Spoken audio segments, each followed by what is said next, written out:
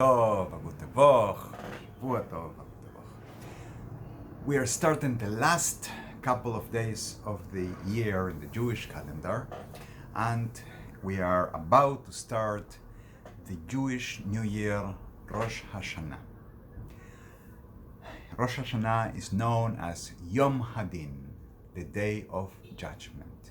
In this day, up in heaven, it will be determined who is to live or not, and who will become rich or the opposite, or who will suffer because of the plague or the fire.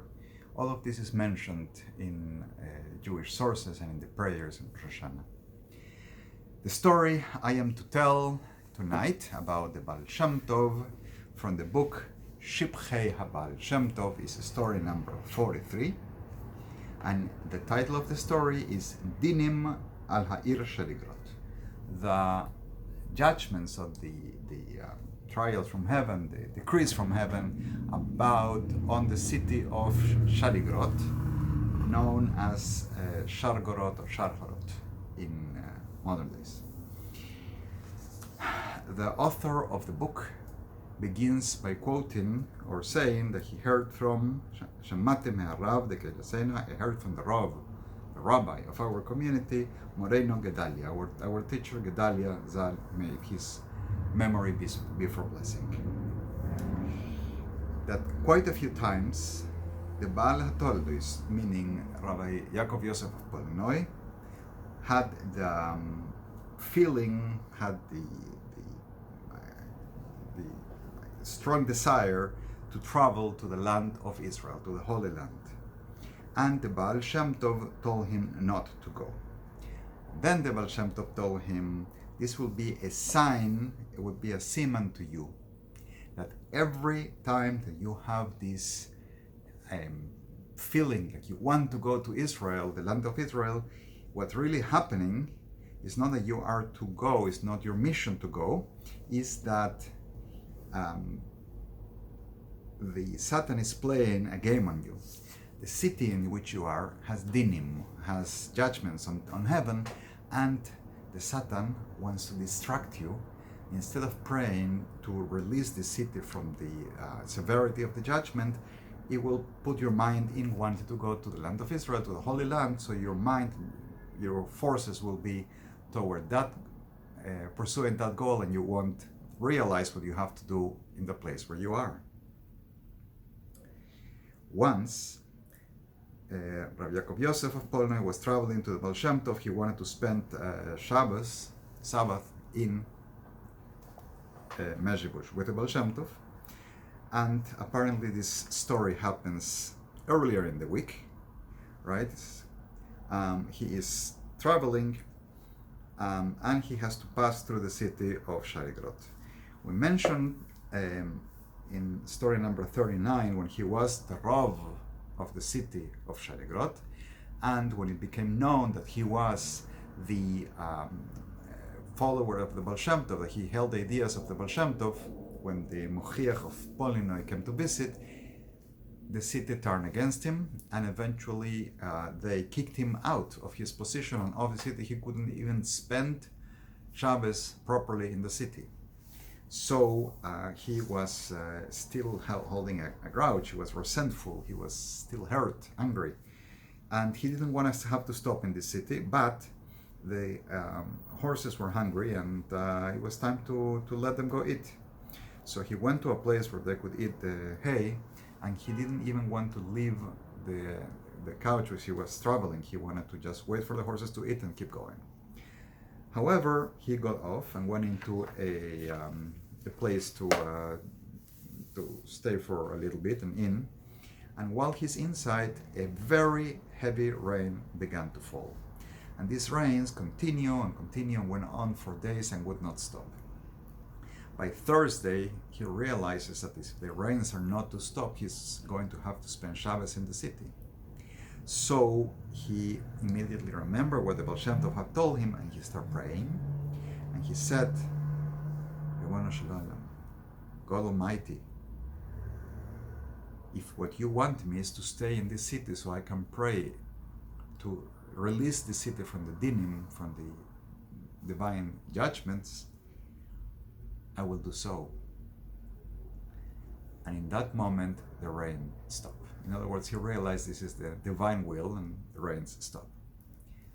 Now, the Baal Shem Tov realized in Mezibush that the Rabbi Yaakov Yosef was going to spend Shabbos in Sharigrod, and he called the people that were around him, the Hasidim, and he laughed, and he told him, seems like Rabbi Yaakov Yosef is going to spend Shabbos in Sharigrod.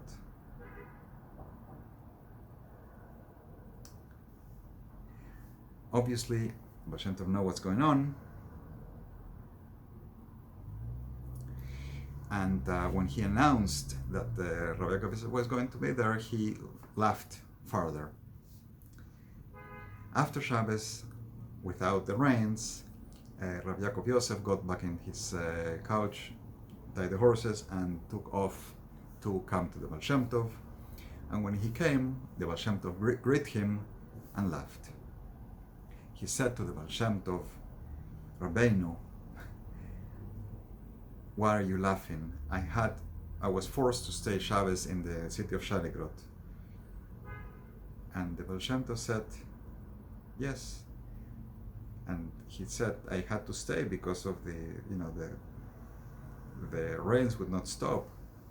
And he felt like a small child, a single child in front of his father. He explained, the reason why he had to stay because of the rains. He was like given an excuse.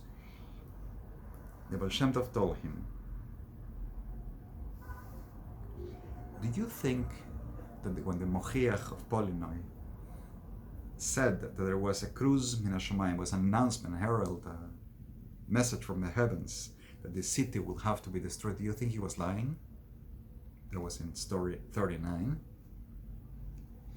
He really heard such announcement from heaven, but the reason why I told him that he should not have done it, and I was upset at him, is because had he not spoken, had it not come out of his mouth, had he not revealed what was in heaven, I could have been able to basically negotiate it and nullify it, that it shouldn't happen. Now we only have an alternative, that the cruz is given, the city is condemned to be destroyed, but you prayed for it, so now we can put it off. Instead of the whole city being destroyed all at once, the city will be destroyed part by part during many years. So not the whole city all at once will have to experience destruction. And indeed, over the next many years, there were many fires that were destroying one piece or another of the city. Eventually, the whole city had passed by fire, but the whole city had not been destroyed. However, remember what happens with Rosh Hashanah? Those who were condemned to die, they die the year of the great Brecha. I also mentioned that in an earlier story.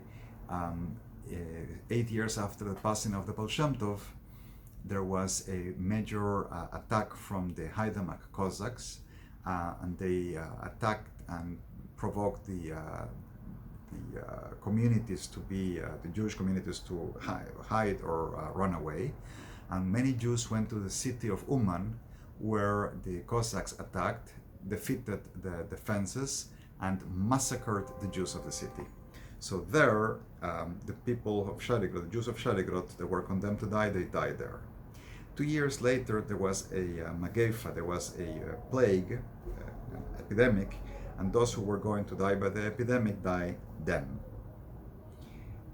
And so the Baal Shem Tov had been able to postpone and to put off the punishment given in the city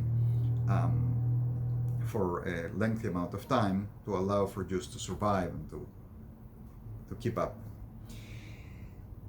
And this story is true, as I heard from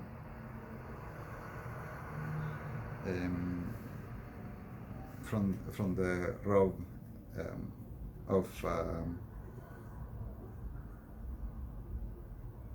Nemerov, that indeed that is what happened. So is the That's from a note from the handwritten version of the book, meaning he is given testimony that the story and all these details are indeed as he said. Remember, this book was written 30 years after the passing of the Baal Shem Tov, and published a long time after, or printed a long time after. All right, so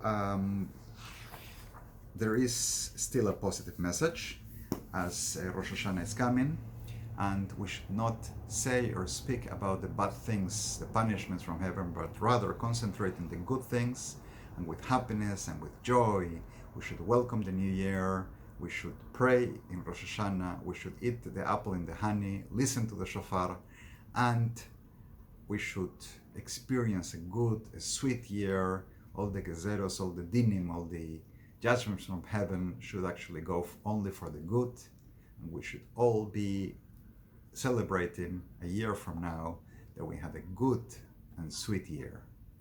A gute Woche, Shavua Tov, a good gewünscht Jahr, Shana Tova Metuka.